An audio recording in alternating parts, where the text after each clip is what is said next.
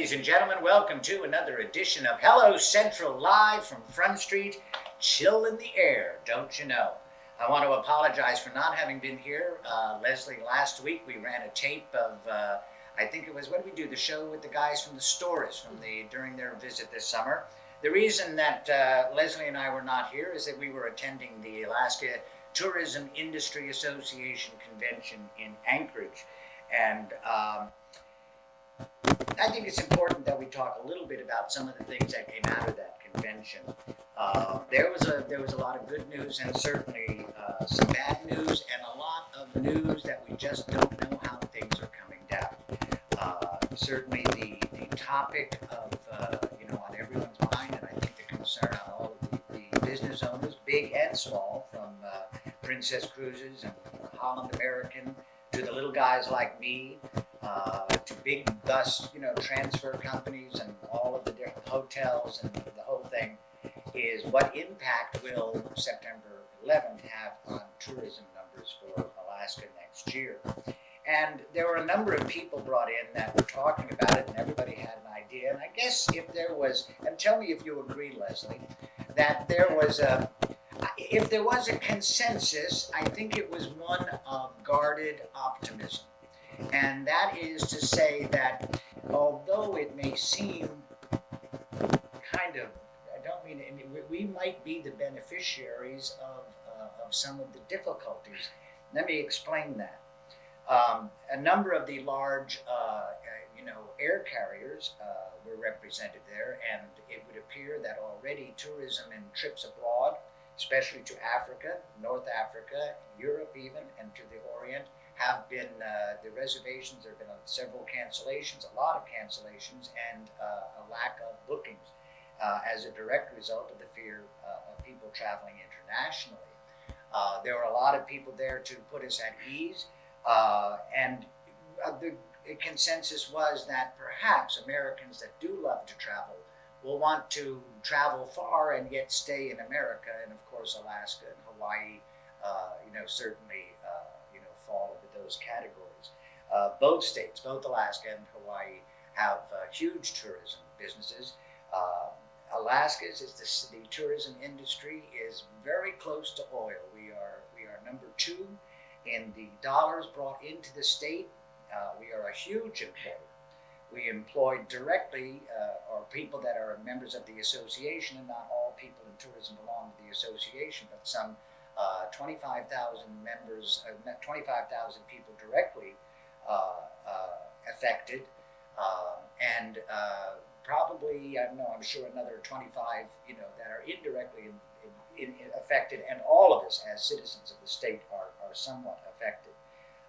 So it looks good. I have all of my big bookings for next year. The cruise ships, we'll have 3 in next year, including a new one, Alaska Cruise West. Odyssey will be back. I believe Hanseatic is coming, or Bremen is coming. And we'll have 3 sailings of the Alaska Cruise West, Alaska-owned Hello Central, their new ship Oceanus, and we're very excited. As a matter of fact, Leslie and I did a 60-second presentation. You'd have loved it, gang, of this new thing coming to Nome. So we're very excited, and so far there have been no cancellations. My inquiries have been solid, and we may be okay. And I don't mean just me. I mean we, and that's we, an awful lot of people in the state, and as I said, everybody in the community to some degree or another is affected because of the sales taxes and bed tax and the money that goes around town, restaurants, hotels, stores, AC, Hanson's, all of it. And of course the tour providers like Alaska Tour Marketing and myself, and several others that are in the business. And we invite people to get involved in tourism. Lots of exciting things happen. But overall, the convention was a very good one. I think without any doubt, the one of the breakout sessions that stuck in my mind was about terrorism. And it was given by a gentleman who is a PhD from Texas A&M. He is Peter Tartlow. And Mr. Tartlow is Jewish by faith and has spent a lot of time in Israel. And of course, Israel has been, suffering terrorism for many, many years. And El Al has had no, since the one incident, I believe, in the late 60s, early 70s, has had no terrorism. And perhaps, although we may not agree, or some may not agree with the why and the wherefore, they know their way around terrorism. In fact, Dr. Tartlow is in charge of the security for the Olympics to be held in Salt Lake City. But I think what was fascinating is what he was saying, and let me share a bit of it with you. His presentation centered on the fact that American travelers are different than perhaps other travelers who are more used to security, upscaled security, and terrorism threats. This has been going on. It's not new to the rest of the world, but it certainly is new to the United States. Security, when you're traveling abroad in Europe, is by passengers looked on as something that is very welcoming. You like to see good security. In the United States, security has always been, the perception very often has been a matter of inconvenience to the travelers. Oh boy, I gotta go. Well, I can't take my family down. And I would just remind you that in these days, in this perilous world in which we live, the security that you are asked to go through is for your safety and for the person's safety next to you and for all of our safety. I was in Anchorage Airport coming back from the convention, stood in a line about, maybe 100 people at the Alaska Airlines check-in, and I thought I had my crossword puzzle book, but I stood on that line for about 20 minutes. I went through a double, security before going down towards the gate. They patted me down. They didn't go through my bag, but they patted me down and wanded me in the whole 9 yards. So next time, you hear someone grousing about it or complaining about it, just remember it is incredibly important in our society today. But the convention was very upswing. I think that one of the things that I think is there is a great concern within the industry. The governor has been asked by our industry for an influx of money to allow us to go back to the level, or even close, somewhat near the level of national television advertising that we had done for so many years. But as state, as the coffers dwindled and our coffers dwindled, that money just wasn't there to spend. But we really need to put our Alaska, come to Alaska commercials on the national airwaves to get folks to come to this fabulous part of the United States. In fact, a number of people were suggesting themes. Come see, come to Alaska, see the rest of America. I like that. It was Marty James. And there was another one that Noel DeChambeau made, and I can't really suggested it was similar to that. But we want to get people to come to the state, to not be afraid to fly, to come over here to Alaska and enjoy the beauty and the wonderful people that live here. Like us, aren't we cool? Okay. Along these lines, I just want to, and I want either next week is Halloween, but very soon, I'd like to have Earl from the post office, this anthrax thing that's going on, and there is, probably no concern, but we all need just to be a bit more careful. And I want to invite him on the show to maybe talk about, things that you can do. The common sense things that we've heard so often on television in the last several weeks are, if it just looks strange, don't open it. If there's no return address on it, or one you don't recognize, or it seems odd, don't open it. And if, God forbid, you find something in there, just put it in a plastic bag, wash your hands, and call the authorities, here the local NPD, and let them know. And to remind everyone that, somebody the other day sent, baking soda through the mail. They thought that would be funny. He is now facing federal charges, and I don't know what the punishment is, but it's upwards of 20 years in a federal prison. And this is not simply the time to play jokes. So, having said on the heavy note, let's get to some of the lighter things going on in town. Tonight up at the elementary, Liz Karenik's first grade class is having an insect museum thing. The kids in the class made insects out of vegetables and pipe cleaners and all those things, and the parents are up there enjoying their work right now. Parent-teacher conferences come up beginning the 31st in the afternoon and go the 31st, 1st, and 2nd of November. Your kids or the school will be contacting you on the different times for parent-teacher conferences. And I urge you all to go meet your teachers, to visit with them and see how your kids are doing. They're great. School's going along beautifully. The kids are happy. Youth basketball, Saturday morning, youth basketball, 5th and 6th grade basketball. You have ever seen 5th and 6th grade basketball? Yeah. I'm talking to my guest who I'm going to be introducing here, Aaron Lilly. Did you play for it? How about Pee Wee? I played basketball in 5th and 6th grade. And that's where my basketball career ended. It ended. I was the shortest kid in 7th grade, and so Yeah, we got light problems or? I'm sorry. It's very hot. Be careful. No, Luke's feet. See, if you think it's not your eyes, it's the our light. We lost a bulb in our second light. Okay, Red Ribbon Week. Are you guys involved with that? Well, of course you are. Oh, we're wearing the ribbons. The kids. You're wearing the ribbons. I gotta get a ribbon. And Aaron Lilly is here to talk about Boys and Girls Clubs of America. Welcome, Aaron Lilly. First of all, congratulations on getting married. Thank you. Secondly, welcome back to Nome. Thank you. Woo! Yay! And thirdly, congratulations, because I can't think of anybody better than to head up Boys and Girls Clubs of America than you. Thanks. Makes It's a lot. totally cool. Well, thanks.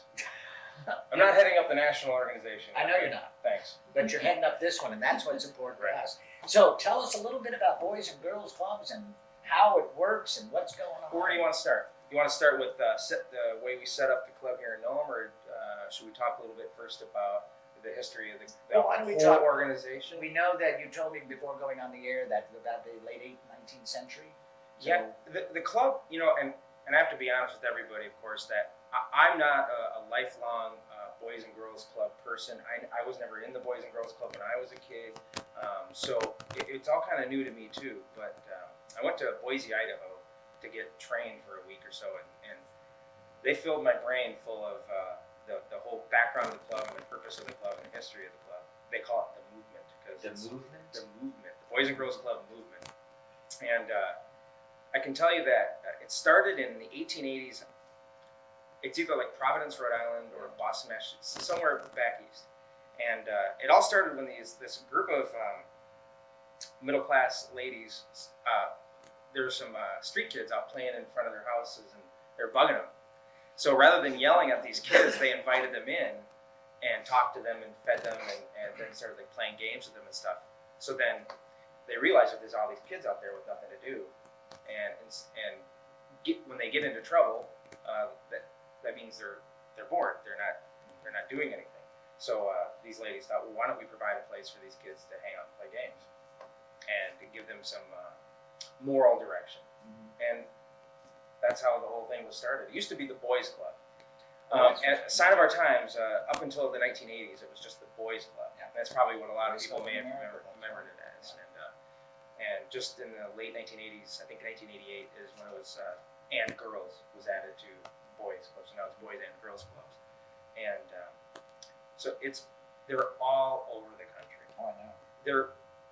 I think they're mainly found in the big cities. And recently, they've been spreading into Native American reservations down in 48, and recently into Alaska as well. And whenever you talk about anything in Western Alaska, it seems like you got to talk about the federal government providing some money for it, and that's the case with the Boys and Girls Club too. If you follow the money backwards, eventually you get to the Department of Justice in Washington, D.C. They're cutting checks. Yeah, they're cutting checks. Somebody came up with the brilliant idea that if they threw a little money at youth development, they might save a whole lot of money on crime. Down the road. Right, which is incredibly wise. A little bit of, an ounce of prevention. Absolutely. Which that's a tough concept to get across to people that spend a lot of money because prevention is kind of you don't really get to see prevention work.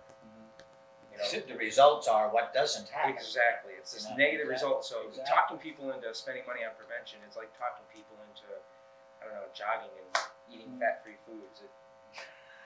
People don't often it's resist a hard sell. things that are common sense. It is a hard sell. If you smoke, you might get cancer.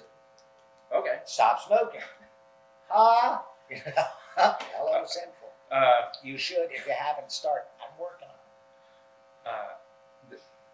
You're cutting checks to start boys and girls clubs all over the country, and I think, and our own Senator Ted is way behind it, and so is Senator Byrd of West Virginia. And between the two of them, they've been in the Senate for like 200 years. That's right. So you got more there's some seniority definite than Moses. Yeah, they got some horsepower. Yeah. Everybody at the Boys and Girls Club movement's feeling pretty confident. So about as much all as that. it is about activities, there's also the other aspect of it, which is a safe and healthy place to meet. The motto of the Boys and Girls Clubs is a positive place. Right. A positive place for kids. And the whole idea is that a lot of kids don't have a positive place to go to after school for whatever reason. And the point of the Boys and Girls Club is to provide a place that boys and girls, young kids, can go to and just be there and have fun in a supervised environment. They're supervised by trained professionals. It's not just a pool hall.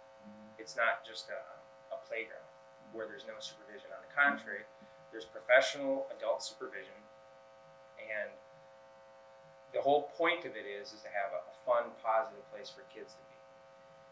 The bigger picture is that the idea is that if kids are in a place that's positive and with trained professionals, then they're going to learn important things by being in that environment. And that will help kids stay on the straight and narrow or get on the straight and narrow. Or see the options that are available to them outside of what they might normally or what they might not have without it. To simplify the Boys and Girls Club model, it's like it's a magnet. The whole Boys and Girls Club model is to have a really fun game room, a place where kids want to go and play, and then in there, it's like I said before, it's supervised, it's positive, which means we don't allow kids to put each other down, and we don't allow them to shove and hit or bully or call each other names and these kind of things. Generally, we just point out to them that they're acting inappropriately and ask them to either apologize if they've done something worth apologizing for, or to quit doing something, and to take care of themselves, to take care of the equipment they're using, and always stress the idea of respect, because that goes a long way towards everything in life. Well, once you have a game room that kids go to and they're always wanting to be there because it's fun, then you have you have a group of kids in a central location. And now we can start doing other kind of youth development activities. Now, if you didn't have that game room to act as like the magnet, the foundation of the whole thing, the whole rest of the model kind of falls apart. Because it's kind of a tough sell to say, hey kids, come on down for some drug and alcohol awareness sessions. You know. But if they're there and if they're there, then we can say, hey kids, in 10 minutes we have this thing going on upstairs in this classroom, and everybody who goes gets a snack or something, and it'll only take 50 minutes, and you'll be back downstairs before you know it. We're going to play games, and it's going to be fun. Well, then you might get 6, 8, 11, 15 kids to do it, and that's progress. Yes, you bet it is. You know, and yeah, go ahead. Let me just ask you a couple of questions. I think you've kind of given us a sketch of the model, and for those of you who remember, I can remember people like, and I think Sylvester Stallone, some very big names in both theater and sports, really, and they will, say that their lives were saved. Now, a good deal of those that were inner city kids, but I'm so glad that, because inner city doesn't have a monopoly on all the problems in the world. Nope. Nope. And rural and small communities have some problems too. And so this is a wonderful thing. And one of the things that I also, what are your age groups? Where do you start and what's your bottom? Right. It varies by club. The decision was made early on to open the Nome Club to start at age 8 all the way to 18. And there's the major exception to the rule is if there's somebody enrolled in high school that's over the age of 18, they're allowed in because they're basically going to be hanging out with their friends. Right. But after their 18th birthday, or after their 19th birthday, and if they've graduated from high school or are no longer going to school, then they're too old to be in Boys and Girls Club. They're a man or a woman now, and mom and dad want them to have a job. That's right. It's time for them to do other things to be Central. productive and stay, or be in school and whatever. So it's 8 to 18 right now. 8 to 18. One of the things, and I would love the public to know this because as director of community schools, a responsibility of mine are after-school activities and latchkey activities. Yeah. Which when you run a program with one person, it's a real difficult thing to do. However, we had a meeting just a couple of weeks ago. Yeah, that's right. With Marcia Morelli from Community Partnerships. That's right. Chip Leeper, new director of the Rec Center. That's right. You from Boys and Girls Clubs of America. Richard from Nome Community Schools. And not present but wanted to attend is Laverne Smith. Right. Who is involved with school to work programs and all of that. And in that conversation and in our follow-up conversations, and our hope is, and I hope really, is that between the 4 or 5 of us, we provide an immense amount of activities for the kids, and hopefully we'll be able to work together to coordinate somewhat some of these things, because it's the children that are important. One of the things that's going right in Nome is the fact that the 5 of us are talking to each other and we're already starting to think beyond our own jobs and thinking of ways that we can share and help each other out. Absolutely. That's a good thing. That's good because stuff. Your kids get more bang for the buck that way. Our kids do. That's right. The idea is down the road soon to be able to mix and match what we all do, because in a town of 4,000 give or take people, and with a few people in charge of a few programs, there's no reason to do the same thing somebody else has done. Duplication, reinventing the wheel 10 times over. There's not enough people and money to be duplicated. We have, and then you think of facilities. Like I said at the meeting, the rec center gym, but I got a gym at the elementary school, right. which isn't always occupied. That's right. It gets fairly used. But for your kids that don't have a lot of space down there, Right. if they wanted to do something, then we work together. We're going to take you up on that. That's in the works. And like tourism club for one, and a chess club and stuff like that. Mm-hmm. This should be, not quite open door, but it should be certainly easily accessible to all of them. Any way that like you said, the rec center, Nome Community Schools, the Boys and Girls Club, and the community partnership, any way that those outfits can work together, we have to work together. We sure do. Because as we were all talking about when he referred to this meeting earlier, it's about the kids. It's not about Richard or me or budget or whatever like that. It's really about our kids, because that's the future. They're cool. And besides, they're a blast.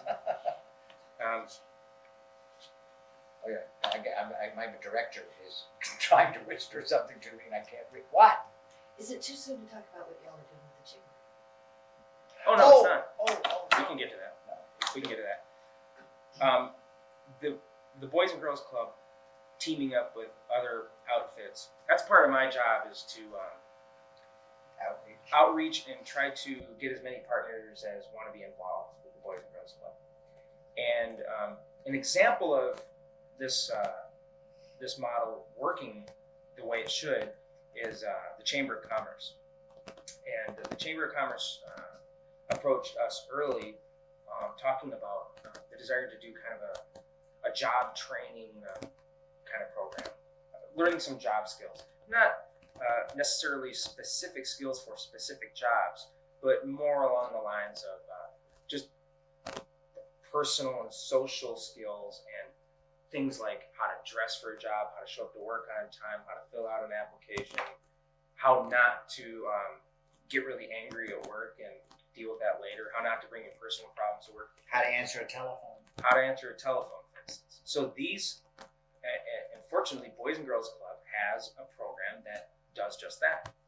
And so the Chamber of Commerce is going to work with us to make that program happen.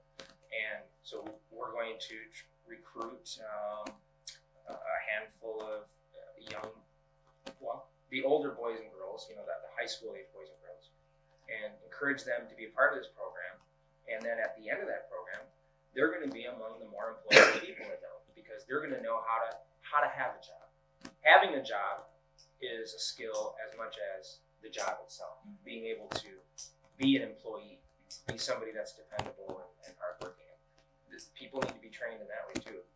And that brings me back to this whole Boys and Girls Club model for Nome. And that's, since the Boys and Girls Club is a place where a lot of kids are going to be, and it becomes a place that's, it's easy, if you want to reach kids, if you have a program that wants to reach kids, Boys and Girls Club becomes then a natural place for you to go reach them.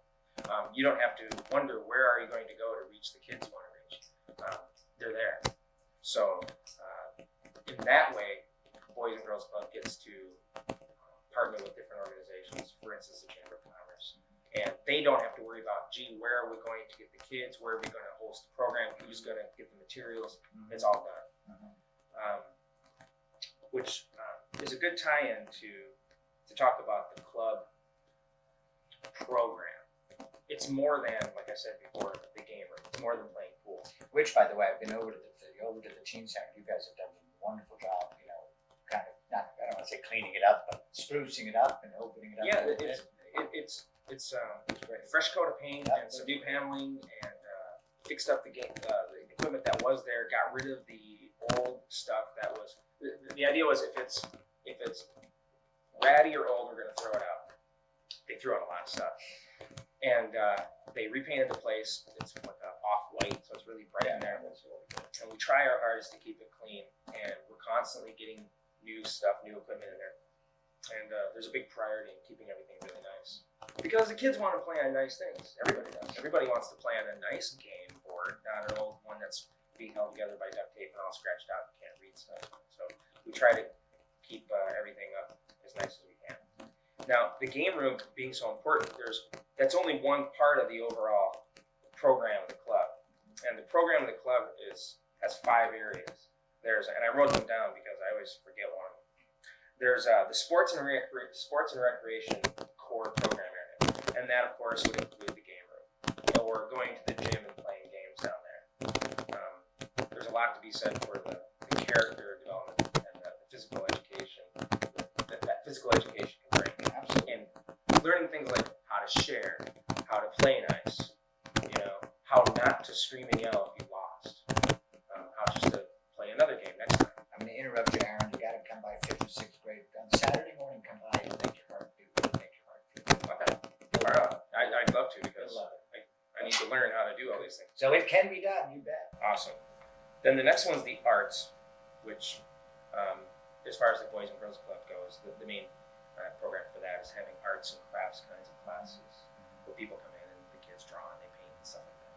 Although anything that's involving arts and crafts can be tied into that. So practical things like, I've heard of clubs, they make banners for the basketball team. Cool. At their home games. So that can fall. Great in. idea.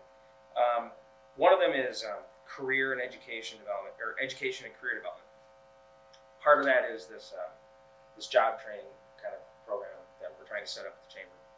Another one is something we call Power Hour. And Power Hour is, I think, kind of a corny name, but it rhymes. Now, there was a radio show called, Is that right? is it the Hour I think of that's the Power? Hour of Power. Well, this is the Power Hour.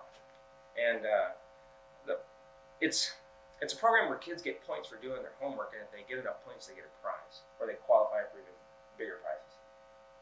It's bribery. But it's a pretty cool program. Kids Yeah. will start doing their homework because there's a tangible, benefit. You get your homework done, you get 20 points. After 100 points, you get a free whatever. I call it whatever because we haven't figured it out. We're just starting to plan these things. We've only been open for 5 weeks now, so everything's in the planning stage. There's another word. There's another word that they call it in education. Bribery isn't exactly. What's the word I'm looking for? What's the word you? Incentive. Incentive. Incentive. It's an incentive. It's an incentive, all right. But it works. It does work. We're looking forward to getting that going. Another part of the program, another core area is health and life skills. And this is a program actually, it's really important for us to do. The main component of that is a series of programs called Smart Moves. And that's the Boys and Girls Club name for a suite of alcohol, drug, and tobacco prevention programs. In fact, that's how Boys and Girls Club was introduced to the Bering Strait region. Let's see if I can make this story really short. The Department of Justice, again, decided to give out money to nonprofit groups to run programs from a approved list. Best practices. Smart Moves was on it. So this region and other regions picked this Smart Moves program and got money to hire people to run it. It tanked everywhere. Lead balloon. Everywhere across Alaska. They found out that the reason it tanked is that it wasn't connected to the rest of the club. There was no game room for kids to go play in beforehand. It wasn't connected to the whole fun and games environment of the Boys and Girls Club. So it really didn't fly. Well, we're hoping to resurrect these programs in their proper context, which would be the Boys and Girls Club itself. And it's alcohol, drugs, and athletics, nutrition, and Right. Healthy choices. healthy choices. And it's mixed heavy doses of fun and games. You play games before, you play games after, there's games in the middle. And the whole idea is to have fun. A lot of times when people think back when they go to school, their favorite teachers always turn out to be the teachers that they have the most fun with. And they'll always say things like, we had so much fun we didn't even realize we were learning. Or they tricked us into learning history, or they tricked us into learning math because we were always playing these games. Miss DeMayo in the 3rd grade did that to me. Is that right? That's what I'm talking about. And the Boys and Girls Club takes that idea, and that's everything's based on that one idea. Is that you learn by having fun, and what a better way to learn, right? I mean, why have it be boring? So Well, and a 100-year track record, and it's growing. And every region of the country at this point, Boys and Girls Clubs of America has been a very successful driving force for the industry and for the young people. So we are thrilled to have it. The last one is leadership, and we have, just really briefly, there's a program at the club where we get groups of kids, like a council of the members, and they become sort of a leadership council, and they help run the club, they help make decisions, they'll help raise money, or they'll be able to take a portion of the club's budget, and they'll make the decision on what we're going to do with it. And it goes all the way down to training young people how to make an agenda, how to have a meeting, how to do the right procedure and take notes and all those practical things. So that's the core area of the core programs of the Boys and Girls Club. But as you mentioned, it's a national outfit. It's a national non-profit. Nobody makes any money doing this. Non-sectarian. It doesn't belong to any church or anything else like that. And it's non-government. It's a private organization. This club gets a lot of money. Eventually, it goes back to the federal government. These grants. Most clubs down in the 48, most of their budget comes from donations. And I'm really happy to say that this club hasn't even been up and running 6 weeks. And all I've been getting all across town is support. Good for you. Bering Air allowed us free shipping on a bunch of stuff to bring it into Nome. Saved us a bunch of money. the Chamber of Commerce is willing to pay for this program that we're going to run. We're trying to get a donation of furniture from the FAA. The country store is helping us out. Everywhere I've gone to ask for help, I've gotten What sort whatever of I things wanted. do you need? Good as opportunity as any. It's a great question, Ah, and I'm really happy to answer it. oh, good. You have an answer. I do have an answer. Cool. The number one need of the Boys and Girls Club in Nome right now is people. You're looking at one half of the full-time staff at the Boys and Girls Club. And because I'm here talking to you, which I love, I'm not at the club hanging out with kids, which I also love. But Mike's up. Mike's over there. And a new person we just hired, her name is Charlene, and she just moved up to Nome from Anchorage, and she is going to be my right-hand person, helping do all these programs we're talking about. And that's it for the paid staff. There's 3 high school students that also work a few hours a week behind the counter, selling our chips and our juice and handing out games, working the counter. And so that's a big help. But we really need folks that want to come in and help out a little bit. And the commitment to come in and help out at the Boys and Girls Club is pretty, it can be as little or as big as you want. Parents have already come in, they've expressed an interest in volunteering a little bit, and that's great. Our need for volunteers is big and small. Small from simply coming in, parents or other adults, especially youth development people, but any grown-up that wants to come in and just be in the game room like a chaperone, play games with the kids, play games with your kid, and just come down and hang out. The effect of having a grown-up down there, just hanging out with their kids, so I think, the kid might go, oh man, my dad's here, or something like that, but that's a show, man, because they love it. They exude pride, and it is worth its weight in gold to have you down there for half an hour, just to hang out with the kids. You should see when And they talk about it for days later. Oh, remember when so-and-so was walk down there the and hall played of chess with me? school, and some kids, mom or dad has stopped by the class or they worked in the class, and boy, those kids are, oh, my mom It's and huge. dad, they came in, they It's absolutely, it's ownership, and it means so much to the kids, and it's a huge help to educators, and I'm sure, as you were just saying, it's a huge help for you, because I know what it is to be spread thin, believe me. Right. And after a while, it can be incredibly exhausting, physically, so you really need that help. But fortunately, we all love working with the kids. You gotta love working. Oh, absolutely. There's specific things we could use. If there's any real good chess players out there, I know you guys got a chess guy. Yeah, I got a couple of great. I sure would. We have Call the like weather 15 department, chess. Rick Lantrip. Yeah, weather bureau. We'd love to use the elementary school gym, and I would love to have a person that could be the chaperones and supervisors to take kids to that gym. Drivers, we have a van. I could drive that van over to the east side of town, say the elementary school or somewhere, and be able to shuttle a group of kids back and forth, because it's a long walk. It is one. Most In people, January, it's a real long. I think most people in Nome live on that side of town, and most of the kids that go to the club live on that side of town. It's a long walk. And I sure don't want that to be the reason they don't come to the club. We have a van that we can use. If we had a driver to just take kids back and forth a couple times a day, that'd be Do gigantic. they need to have a CDL or I don't think so. They just have to drive. how big is your van? Just a little regular van like yours. 15 passengers. Yeah. One of them. Because it's a number, it's the law, it's a CDL. I don't think you can fit 15 kids in there. Man, Maybe you not. don't know how many kids you can True. put in the van. Oh, man, no. Arts and crafts people, if there's any Beaters. exact beading would be great. Painting, coloring.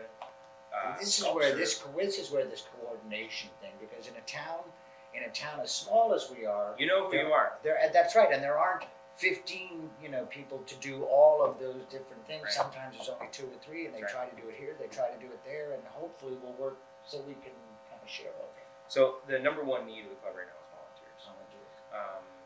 6006. That's my or number. 2424. 2424 gets you the clubhouse phone. There's no guarantee on what kind of response you're going to get when you call the clubhouse. Well, that's pre. You might get one of the members that call up because 95% of the phone calls to the clubhouse is another kid calling to ask for another kid, or somebody calling to ask who's all there, so they can determine whether or not it's worth their time to come down and hang out today. Well, I don't know. I can tell you right now that when we set up the club, I was given a goal of signing up 50 to 100 members of the club, and that's the size of the club that they wanted to operate now. 50 to 100. That was their projected goal. They said that's how many we want by the end of the year. As of today, we have 90 members in 5 weeks. So 100 by the end of by September 19 or 2002 is not going to be difficult now. I can tell you though that on the contrary, we're going to be having a problem with the space for it. Yeah. For those of you that don't know, the Boys and Girls Club occupies the bottom floor of the former teen center over on 2nd and C, across from the Methodist Church playground. And when you get about 30 kids in that game room, it gets pretty crowded. Mm-hmm. There's 2 pool tables, there's a foosball table, an air hockey table, and a couch, and some other tables and chairs.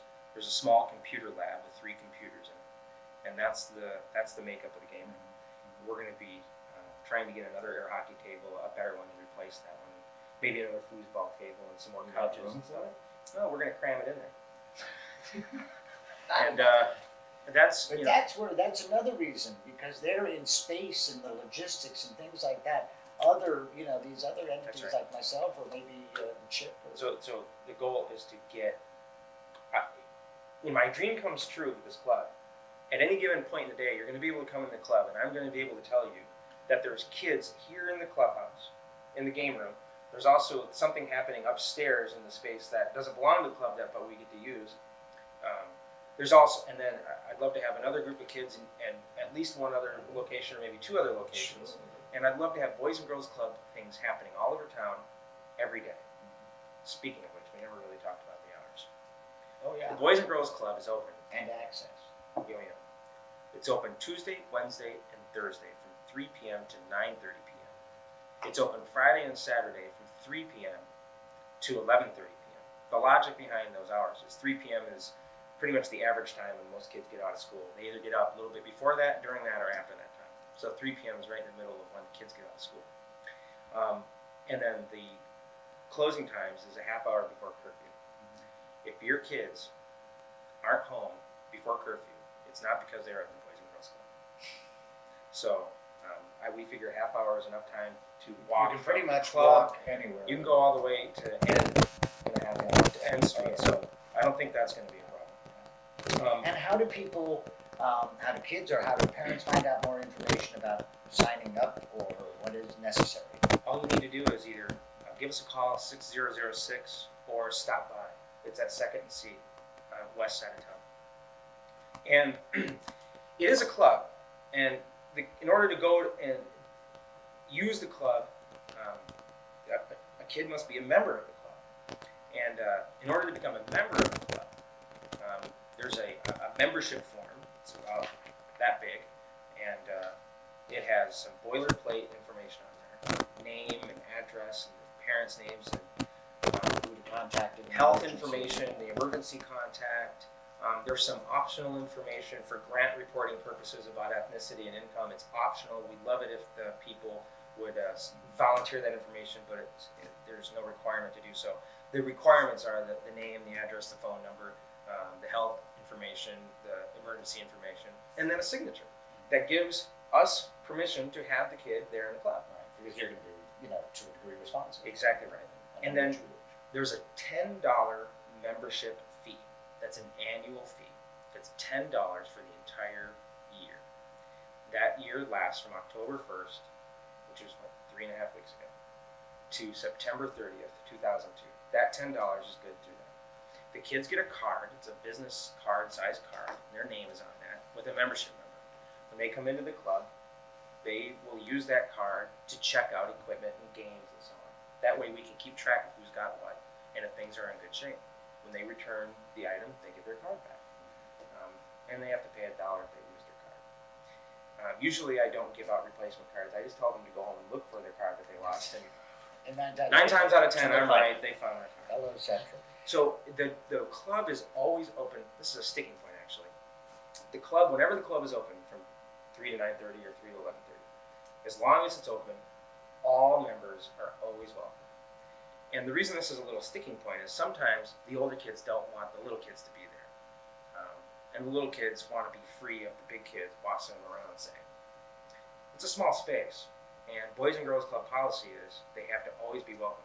Therefore, I can't say only the older kids can be in the club today, or only the little kids can be in the club today. Mm-hmm. What my challenge becomes is providing opportunities for kids to go either in other places in the building or off the building to spread that out and try to make everybody happy with the people they're hanging out with.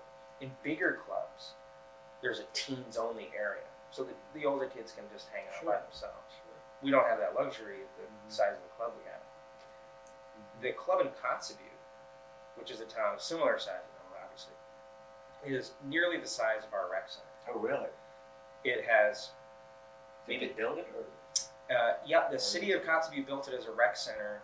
The city gave it up, and it had a gym plus. It's bigger than our rec center because it has a gym, and then there's a bunch of space, like an L-shaped space, with 2 floors. And there's 2 snack shops. There's maybe 10 pool tables, 6 air hockey tables, a karaoke machine, a computer lab. This is a rec center that didn't make it. Right, and they turned it into Boys and Girls Club and equipped it that way. Wow. And they turned the gym into a bingo hall. But they have this big, huge rec center, or I mean a Boys and Girls Club up there. And I know in Nome, with such a facility, it would get used fully every day. Just Well, with the yeah, kids we have. and wouldn't it, one could look down the road to a time when perhaps there might be a new rec center, and Yeah, one of my goals. Club could inherit I've had, that'd be great. I have 2 long-term goals. One is the Nome Club right now is organizationally part of the Anchorage Club, and so as such, I answer to people in Anchorage. But they told me to, by the end of the first year of operation, to have the club stand on its own 2 feet and have its own board of directors, its own budget, its own sources of income. And another one is to shop around for a new home, because it's patently obvious that its current home is just too small to serve the kids.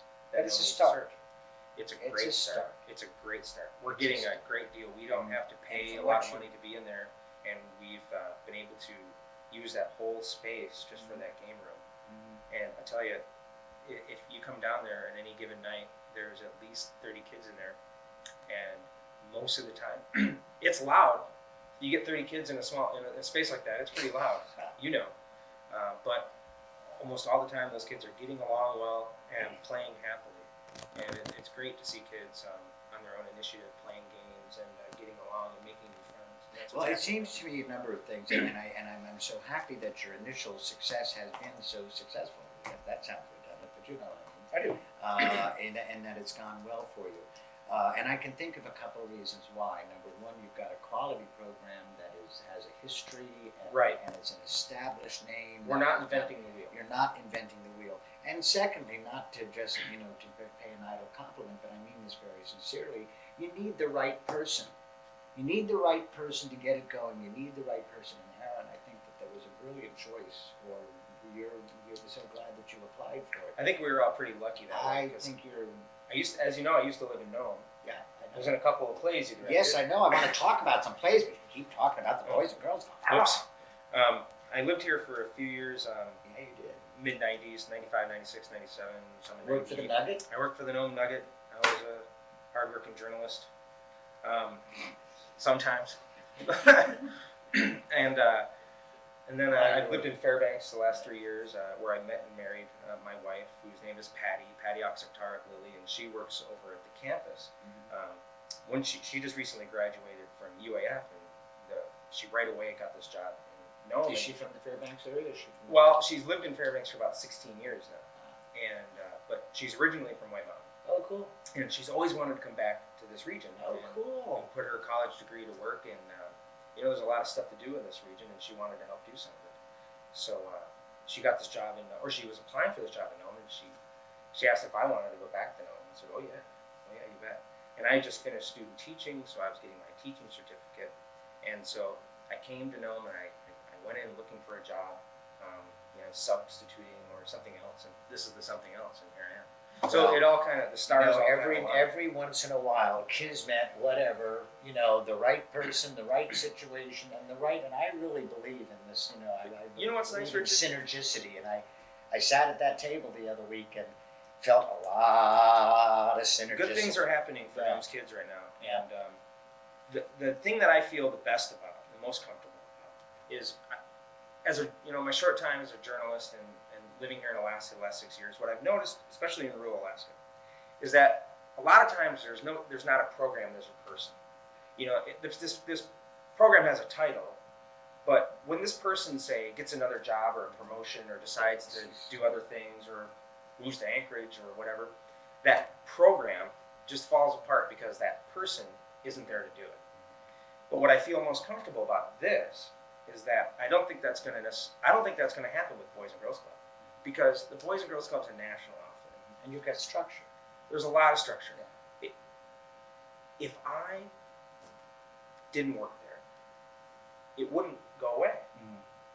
I would be replaced, and it would go on.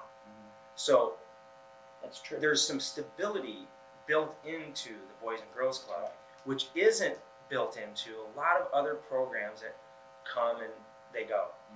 And I've been asked quite a bit, about the outlook, for Nome Boys and Girls Club. How long is it going to be? It's going to be 12 months, 24 months. You're going to get a job somewhere else, and it's all done. Good for you. Nope. I think this is going to be here for the long haul.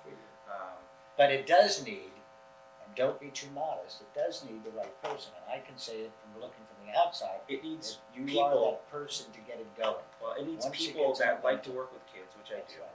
and that really want something good for Nome's kids, which I do. So it also needs somebody that was available, and I was And available. hey, hello Central. And you and your wife got to move back to sort of her neighborhood. That's right. In a town you like. Yep. And we've been talking with Ara Lilly. We've been talking about the Boys and Girls Club of America that is now full blown and on the road in Nome, Alaska. Just to give a brief synopsis of how it works, it is open to kids from ages 8 to 18. Right.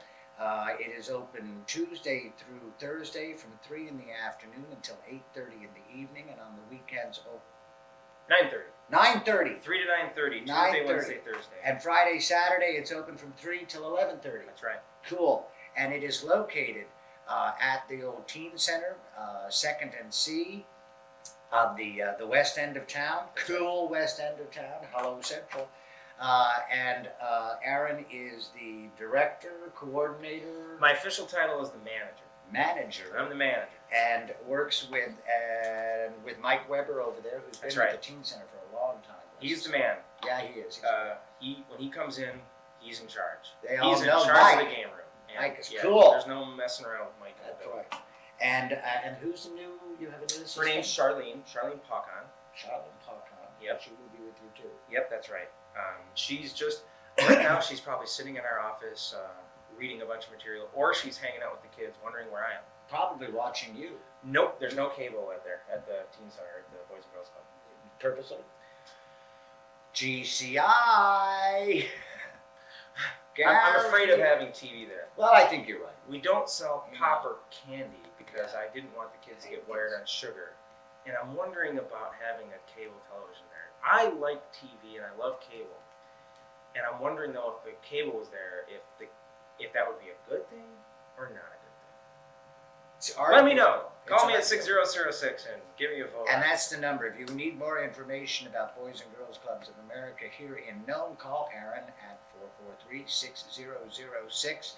Remember, if you call 443-2424, you might want to know, you might get the kids, and they might want to know, something. They might not be able to talk to Aaron or to one of the. You can ask for me. My name's Aaron, and the kids call me E. because that's how you spell my name. It's spelled with an E. So the kids just call me E for short. The smaller kids call me Mr. E, and they don't get it. They don't get the mystery. They don't get the fact that it's a word. Oh, put up, up. They don't. I'm just Mr. E to the kids, or E, or Aaron. You'll get me. Cool. And it's here, and it's in Nome, and it's the beginning of what we hope will be just the ongoing years and years of activities for kids, in addition to the others, and look forward to a lot more communication and cooperation between the four of us, and five of us actually, that do provide so many activities for the kids after school. And I think I can't tell you how important volunteers are when you're working with kids, because you need to have supervision, and you have an assistant. I mean, you sometimes programs are one-man shows. That's all you can afford, sadly. But it's not always the numbers, although that's very important. It's just having people whose heart is in the right place. I agree. And as you said, going out and hanging out with the kids. Every time I've been working with the high school to when they send down the little list when they want to do a dance at school, and when I see staff names, I've been kind of the last several years going, we need to get some more parents on these. And so many of the parents that come down, and they're more than willing, very often more than willing to come down and chaperone or do whatever, they have a ball. They get an opportunity to talk with the kids on a level. They get a chance to see their kids and other friends of theirs' kids on a level and in a situation that they would never, ever, get a chance to see. That's right. And it's enlightening. It's a lot of fun. Yeah, it's sometimes just as educational for the parents, isn't it? And it's and it's as adults, we have a responsibility. Even those of us without kids, are you planning a family? There are no young lilies as of now. No youngies. There's no, we don't have any kids. Okay, well, And there's none in the works. Ba-dum-bum. Hello, Central. Well, if you do decide to have kids, hello, Central. I'm sure you'll have a tassel of way cool ones. And congratulations, Pat, if you're watching tonight. Patty's in Anchorage at AFN. So she's at AFN. She's working. She's at AFN. Aaron also, as he mentioned, lived in Nome for a couple of years, 3 years? Yeah, about 3 years. About 3 years. We acted together. We did. In Ring Around the Moon, wasn't that the Jean Ennui thing? Yeah. What was that called? Ring Around. Was it called Ring Around the Moon? Yes. The French play. Yes. That's right. Yes, and you played a haughty, foolish. Who directed that? Marilyn. Marilyn McCracken directed. Lana was the Costumes. Yeah. No. And Carla was in the wheelchair. Carla was in the wheelchair. Remember? Carla Lang in the wheelchair in black. She made the costume. That's right. Carla made the costumes. Lana was in the play. So it was beautiful. Did I tell you we're going to have a Nome Theater Guild and Arts Council? I got to call Carla and let her know this, but I asked we're going to do Our Town. And Sweet. Our Town will be... You save a bundle on scenery. Save a bundle on scenery, but more importantly, I think it was the first American Pulitzer Prize winning play. It is quintessential Americana, and the auditions will be the first or second week in November. I'll be putting it on the scanner tomorrow. Production dates are the 15th and 16th of February, and then the following weekend, and I'm going to try to keep the cast, which is relatively small, together, and maybe do it for a couple of performances during that Iditarod week as an option, for things for people to do, and maybe raise a couple of bucks for the Arts Council. Our Town is a play by Thornton Wilder. It's a drama with a lot of warmth. It's family life in a small town in New England, probably in the early 40s. A different time, very much so, than we live in today, and yet, there are qualities of life and growing up that simply don't change. And Our Town is a view over a period of many years of two families that live next door to each other in a small town, and the girl in one and the boy in the other, and they fall in love, and it's from life to death. It's a beautiful play, and I wanted to do it for three reasons actually. I did it when I was in high school, and a lot of people. Ditto. And it's a chestnut. People go, "Oh my God, it's done everywhere." But you know the reason it's done is because it's a fine piece of It's literature. really good. You know, it's like Shakespeare. They do it all the time.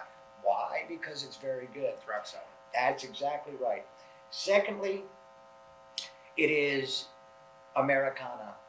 It is excellent theater. It captures an America that is challenged now by lots of things. There are people in the world that would not see our society as it is, and they don't like it. This is about that beautiful life, about the simplicity and the honesty of and the trials and tribulations of growing up. But it's simple, unencumbered, and I think everyone will enjoy it. Reason number three: remember Bob Beardsley. Absolutely. And Bob sadly died 2 years ago. That's right. in May. It was his hope to do our town, and we had talked about it, and we, several times, as a matter of fact. And so this production of Our Town, done by the Nome Theater Guild and Nome Arts Council, will be dedicated to the memory of Bob Beardsley, and there'll be an opportunity for you at the door if you'd like to make a donation to the Bob Beardsley Book Fund, which was established at the time of his death. So, in memory of a wonderful Nome teacher who taught our children for so many years, who sadly died early in life, we will do this play and do it in honor of his memory, and in celebration of America, and American letters and American theater, because it is truly a beautiful piece. And you'll hear a lot more about it, and I'll have on the scanner today or tomorrow probably the audition dates. They'll be, I think, the 4th, 5th, and 6th of November at the elementary school. You don't really need to prepare anything. Our Town is a play that is available in any good anthology of American theater in the 20th century will most certainly have Our Town. You could probably find it online somewhere. You could probably find it online. I never even thought of that. The script is probably online. But it's not public domain yet. You still pay a royalty. But it's, where you pay a royalty of what did we pay to do Fiddler on the Roof. I think our royalty was $750 or $800 a performance for Our Town, because it's done so often. It's very nominal. It's like $50, $60. I got bargain at twice the price. Hello, Central. And I hope you audition for it. I know you'll be very busy though. I work nights. I'm with the kids. I'm running a You'll club. bring the kids to see the show. There you go. Maybe we'll have, because I just in my after-school activity, my young acting class has 30 some odd kids signed up. Sweet. And we're going to do The Grinch That Stole Christmas, and it's so cool. Who's the Grinch? I don't know yet. It ain't me. No, we've had all sorts of Grinches. Who was the last one? Heather Piano was the last Grinch. She was wonderful. But the role everyone wants to play? Max, the dog. Oh, the dog. Yeah, because I got this great antler thing that we tie. Poor dog. Like the thing they used to wear for a toothache. Yeah. With the big bow under it. We tie it onto his head. It's great fun. Again, my guest has been Aaron Lilly. We've been talking about Boys and Girls Clubs of America here in Nome. Now remember, 443-6006. I'll see you at the Dawn Open House. At the Dawn Or Open the House, haunted at the thing house. at the Haunted That- House, that's which right. is next week. And speaking of next week, Hello Central will be live. We're going to open the front door if it isn't too cold. But we'll invite, just come on by if you're on Front Street and you'd like to come on TV and wave hello and say hi to the kids, either coming or going to the Armory from 7:30 to 8:30. We'll be on the air live, and so Mom and Dad, you can bring your kids in, have them get on the air. Leslie, are you going to get dressed up? Absolutely. Oh, Absolutely. I can't wait. Do you know what you're going to do? Uh-huh. Oh, dear. Is you're it a not gonna secret? Well, I don't want to ruin the surprise for my boss, because Len and I are going to dress alike for work that day. Ah, is it a Cool. theme costume? It's a theme thing. A theme thing. A theme thing. That's easy for you to say. Yeah, no, it isn't. But also coming up this weekend, I just wanted to remind you that what was it? Basketball starts at 11 o'clock at the Nome Elementary, 5th and 6th grade. We got 20 some odd cheerleaders.